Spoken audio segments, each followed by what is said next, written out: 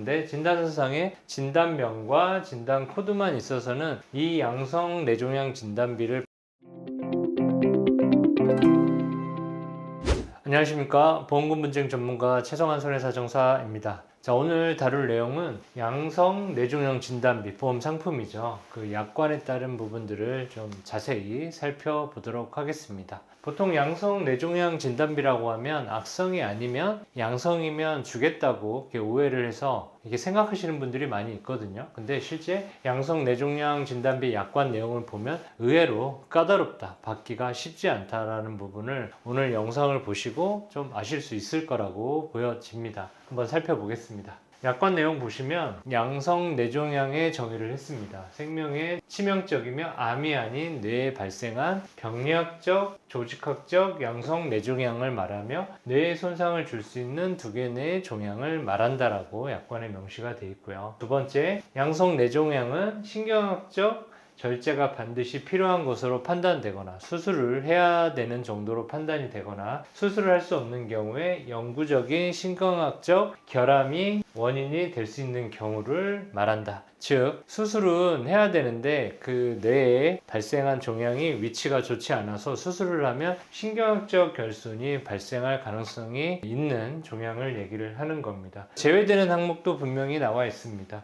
낭종, 유가종, 혈종, 뇌의 정맥기형 또는 동맥기형은 양성 뇌종양에 해당이 되지 않는다라고 명시되어 있습니다. 그러면 제외되는 항목을 빼고서는 나머지 뇌에 발생한 양성 뇌종양은 이 보험금을 받아야 되고 다툼이 있으면 다시 재심 청구해서 달라고 얘기를 해야겠죠. 복잡하게 전에 말씀드린 부분들을 간단하게 정리를 하면 진단비를 받기 위해서는 뇌에 발생한 양성 종양이라도 첫 번째 수술이 필요하거나 두 번째 신경학적 결손을 손상을 일으킬 정도가 돼야 지급 요건으로 하고 있습니다. 따라서 보험 소비자께서 양성 뇌종양 진단을 받았습니다. 근데 진단서상에 진단명과 진단 코드만 있어서는 이 양성 뇌종양 진단비를 받기는 쉽지 않습니다. 실제적으로 분쟁이 많이 발생을 하거든요. 분쟁이 자주 발생하는 상병을 보면 뇌수막종, 뇌하수대선종, 신경초종, 손과체 종양, 신경섬유종 등이 전형적인 양성 뇌종양으로서 오늘 얘기하는 양성 진단비 보험 분쟁과 깊게 관련이 있습니다.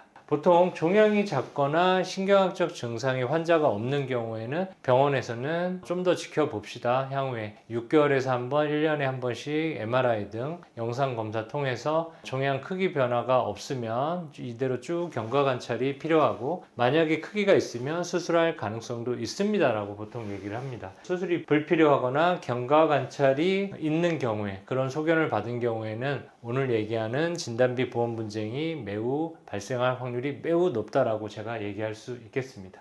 그럼 진단금 분쟁, 자, 이런 경우에는 못 받냐? 그건 아니죠. 그래서 이 두 가지 정도를 보완해서 싸운다고 하면 진단금 분쟁을 다시 한번 해볼 수 있을 것 같습니다. 첫 번째는 약관에서 정의한 좀 애매한 부분들이 있습니다. 생명의 치명적 종양의 범위, 신경외과적 수술 필요성, 그리고 신경학적 증상 유무 등 이 부분이 시기에 언제 필요하냐에 따른 이제 의견도 분분하거든요. 약관은 철저하게 그 보험사가 일방적으로 만들어서 소비자들한테 이제 상품을 판매하는 거기 때문에 그 약관에 대한 해석이 불분명하거나 몇 가지 이상으로 해석이 되면 소비자 입장에서 이제 해석을 해야 된다, 유리하게 해석을 해야 된다는 약관 작성자 불이익 원칙이 명확하게 법제화되어 있거든요. 그 부분을 좀 주장을 할 필요가 있고, 두 번째는 의학적인 부분인데요. 지금 현재는 경과 관찰, 지금 현재는 크기가 작지만 향후에 크기의 변화가 있거나 신경학적 증상이 있는 경우에 이 부분이 악화 가능성이 있고 그때는 어떠한 부분에 수술 필요성이 있다는 소견서를 좀 첨부를 해가지고 다시 재심 청구 통해 가지고 주장을 해볼 수가 있습니다.